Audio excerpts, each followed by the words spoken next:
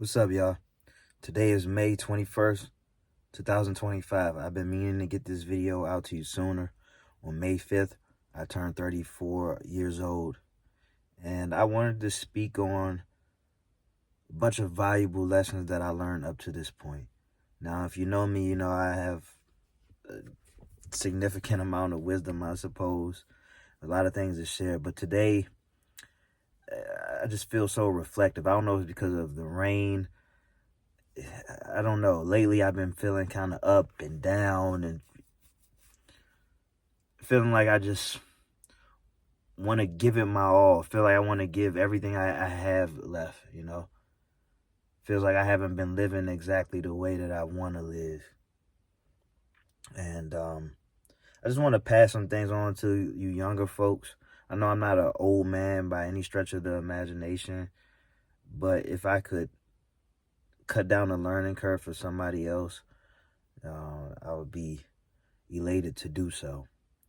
Now, without further ado, if the video cuts out, you can consider this a part one. It's probably a part one anyway.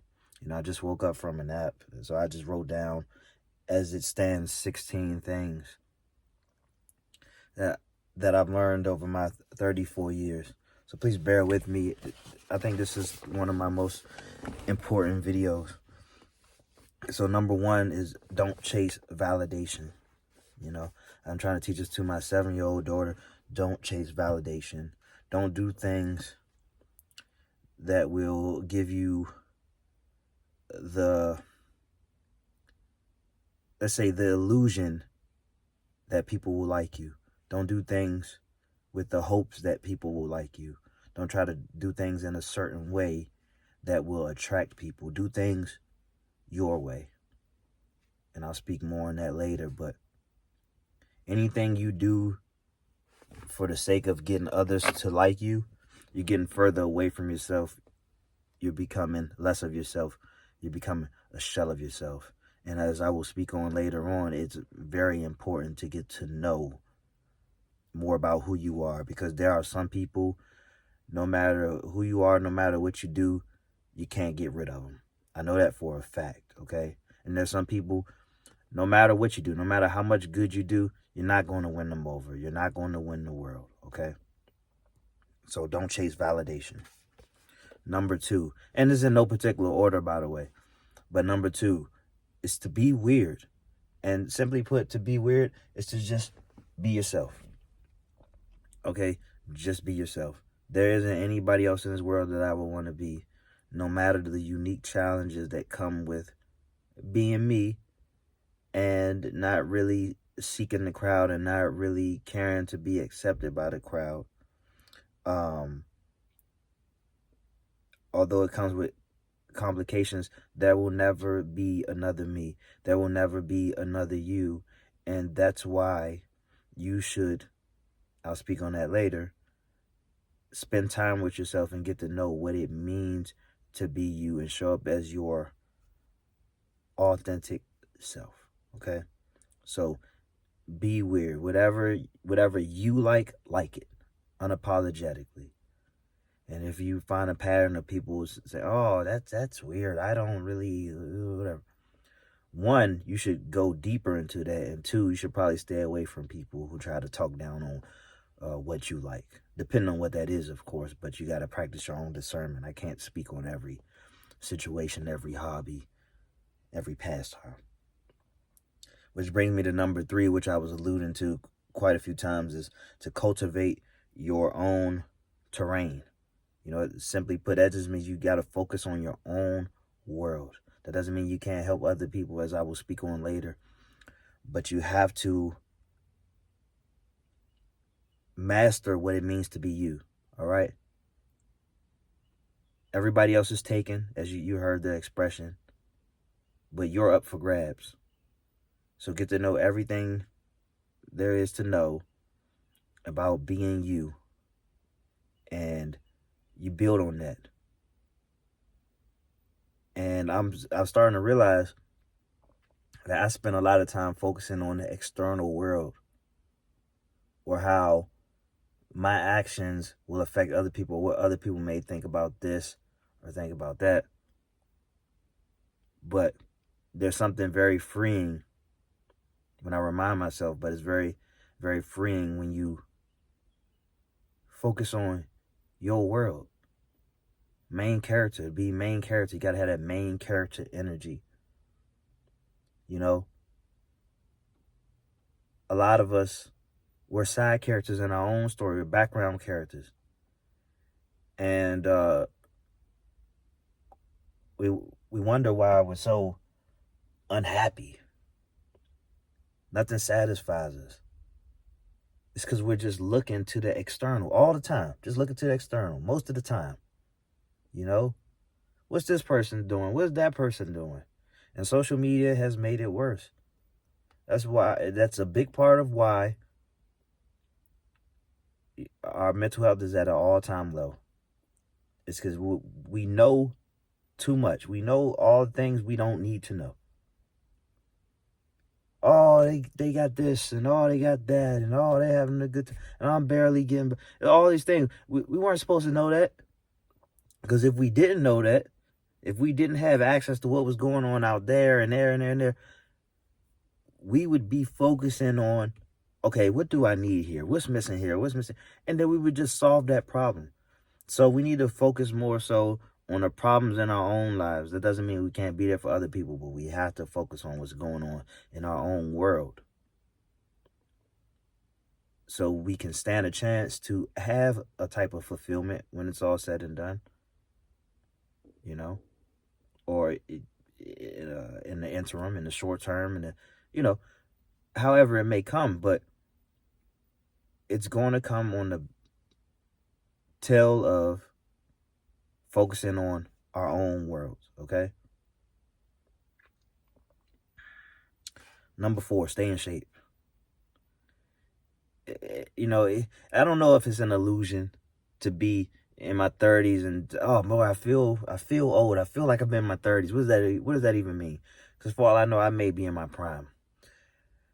But lately, I've been really gassed out. Like, for example, Saturday I had 2 hours of kickball practice. Then right after, we were training at the park, calisthenics, Then the next day, I didn't sleep too much those 2 days, 6 hours a day, but I need like 8 or 9. But anyway, the next day, Sunday, I had 3 straight kickball games, and I was burnt out, and I slept a significant amount afterwards from Sunday to Monday, and even slept a little bit more on Monday, I believe. And on Tuesday, I'm sluggish. I'm feeling tired, but I still went to another kickball practice. It was impromptu, because we were with this particular group. We were supposed to have a practice tomorrow, which would be Thursday. I usually practice on today, which is a Wednesday. It's raining, as you can see. And I went for more practice. And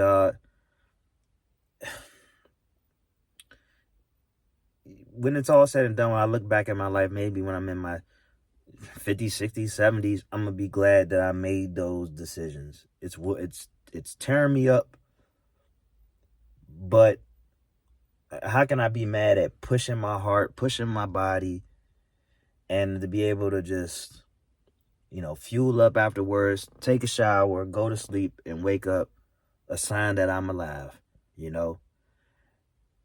Man, last time I checked, my resting heart rate is like low 40s, man. Sometimes high 30s. Any regular person, that's cause for concern. But what that means for me is that my heart doesn't have to work hard to pump blood, okay? I have the heart of an athlete. Why would I want to throw that away? Okay? I don't want to throw that away. And there's something like over 200, at least 200 diseases that are attributed to obesity alone, all right? Over 200 diseases. You can look that up. I wanted to say it's over 400, but I know it's at least over 200. So stay fit, man. I don't even care your reason of staying fit as long as you stay fit. If you want to look good, fine. And there's a part of me, I guess I want to look good, but at this point, it doesn't matter. People tell me I look good. I'm thinking about when I'm like 70 or something. Like, damn, granddad can still run. That's doable. Like, I look it up. I look this up. Because I do it all the time. I'm looking up old people working on and stuff. But what was really interesting to me, because, and this is kind of new for me, I never really thought that I could be in my 70s and older still running sprints. So you could look up 70-year-olds still running track fast too. So that was very encouraging for me, because as I'm getting older, I tend to focus a lot on like the decline, I'm so smart. I just outthink myself, and I want to prolong the decline for as long as possible. I don't care about looking young. I mean, I don't want to look beat up, but I don't care about looking young. We're all going to get older if we're lucky. People dying all the time. How many people have died in this past 11 minutes? All right. So I want to prepare for the future that may never come, but it especially will never come, or the chances will decrease based on my lifestyle. It can, okay? So I can't rest on my laurels of yesterday. All right. So where are we? So we're only on number 5 now. Number 5, stand up for yourself. All right? And in order to stand up for yourself, you have to know what it means to be you. And that's the problem in chasing validation over here and wanting to be accepted by people, is because you will make compromises. All right? You'll make compromises just so you can say you're a part of something, but it doesn't make you feel anything. It doesn't make you feel good. It doesn't encourage you. All right? So as I'm looking at this list, I think I want to end it shortly after I finish speaking up on this. We'll call this part 1. Okay? Because this is going to take some time, as I see. But yeah, to stand up for yourself, to have a backbone, even if you're nervous, even if you're shaking, even if you're afraid, even if you may lose it all. Because that's where you will find yourself. And standing up for yourself. And having a backbone. And showing signs that you have existed. It's very imperative. Because you will find that a lot of people, they stand for nothing. They fall for everything. They won't be remembered. Their answer is whatever the answer of the masses is. That's all they'll be known for. Is to just getting along. But I'm going to ruffle feathers if that means standing up for myself. Which, okay, number 6, and then I'm gone, okay? Believe in yourself. That you might not know all the answers. And this isn't coming from a place of arrogance. But this is your life. No matter how much assistance you have had up to this point. And I've had a lot of people to thank to get me to this point. I've had a lot of assistance. Ultimately, it all comes down to you. And eventually, no matter how much help you've received up to this point, it's all going to fall on you if you haven't been set up in such a way that's kind of foolproof, time-proof, whatever proof. That you have to believe in yourself. That everything you do, even if it fails 99 times out of 100, I got to remind myself that even if it fails, you have to believe in yourself. You have to march forward.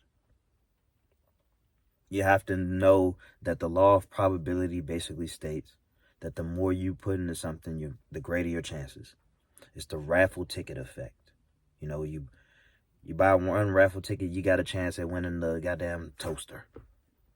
You buy 10 of them, you increase your chances by 10. You buy 100, increase your chances from that 10 by 10.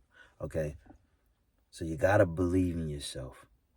You got to be relentless about it. Everything you do, you got to treat it as if it's going to be a victory.